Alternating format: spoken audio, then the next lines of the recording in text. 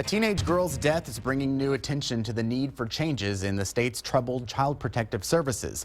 Early Monday morning in Houston, a girl in foster care died after being hit by a van. 15-year-old Daphne Jackson had run away from a state office building where she was living because CPS did not have a foster home available for her. Jackson and another girl ran away from the office and met up with a group of other teenagers. They were walking along a road without sidewalks when the van hit and killed Jackson. Police did not charge the driver. Daphne Jackson's death comes as lawmakers are trying to find ways to pay for fixing CPS, and it's a stark reminder of what's at stake. This is one of those programs where a program failure is catastrophic. You know, you can have program failures in other kinds of programs where you say, well, we missed a deadline, or you know, we missed something, but it wasn't life and death. This was life and death. And, you know, this life and death always gets everybody's attention. Voters, politicians, program people, all of those. And, you know, the governor's been pretty clear, as have the speaker and the lieutenant governor, about child protective services in general, foster care included in that. Said you can't have kids getting hurt or dying on the state's watch. That's unacceptable. So they've got a lot of proposals to get in front of this, you know, before them in these last 2 months, and I think they're getting a lot of attention. One plan before lawmakers would outsource some CPS responsibilities to nonprofit organizations. House Bill 6 would implement what's known as community-based care across Texas. Supporters say it could provide better services to foster care children and lead to faster adoptions, but critics have a lot of questions. Rachel Glazer takes a closer look.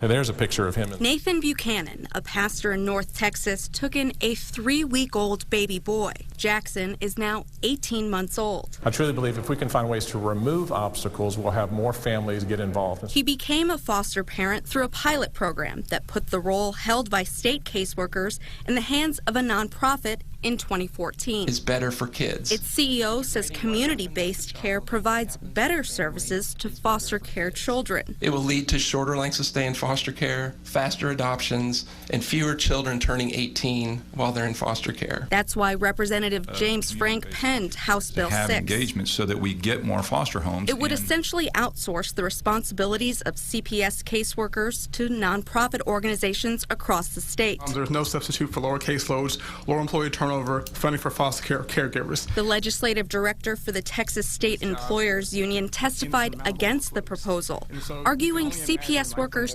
could do the job if properly funded. And there are also questions about state oversight and cost. Privatization will waste millions of precious dollars and ultimately cut a hole in our state government's safety net for children. Supporters say community-based care expands that safety net, getting more kids like Jackson in homes that feel familiar. These kids are staying closer so they can stay within their own schools. They have connections with families that we can. Rachel Glazer, KXAN News.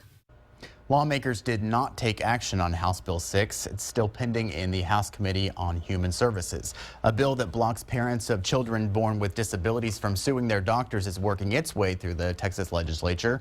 It's generating strong feelings because it brings up the issue of whether a mother would have an abortion if they know their child would be born disabled. Now, for the first time, we're hearing from the woman who helped bring the issue to the Texas Supreme Court. Kim Hutcherson has the story. I love Leslie with all my heart. In the 1970s, Dortha Biggs sued her doctor for not diagnosing her with rubella while pregnant. Biggs says the doctor did not inform her of the long-term risks to the fetus. Her daughter Leslie was born deaf, blind, and severely brain damaged. The Texas Supreme Court eventually ruled in Biggs' favor. Her landmark case became known as the wrongful birth cause of action. Now, a Texas senator is trying to do away with the legal precedent. Senate Bill 25 would send a message that Texas does not believe that a life in and of itself is an injury in which parents need a damage payment. Supporters say the bill protects the rights of disabled people. Opponents say it opens the door to doctors lying about the health of fetuses when they feel a patient might seek an abortion. Every child, whether they're disabled or not disabled, has the same value. Yes, I love her.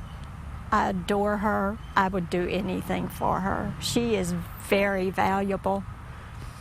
At the time when I had rubella, She was a few cells in my uterus that were infected. And at that point, I loved her enough that I would not have brought her into this world to suffer. That was Kim Hutcherson reporting. The Texas Senate approved Senator Creighton's bill last month to ban so-called wrongful birth lawsuits. You may remember the emotions last year during Senate Interim Committee hearing on the proposal.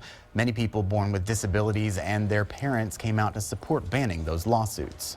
To look at a living, breathing child and say, well, had I known they had this, I would have gone back and aborted. Well, that could apply. Would a parent say that to a child, if they had a child with cancer? It could be applied to any difficult circumstance. Currently, 9 states have bans on wrongful birth lawsuits. The Texas House has not yet voted on the bill. Thank you again for joining us for State of Texas. Stay tuned for Meet the Press coming up at 9. I'm Josh Hinkle. Have a great day.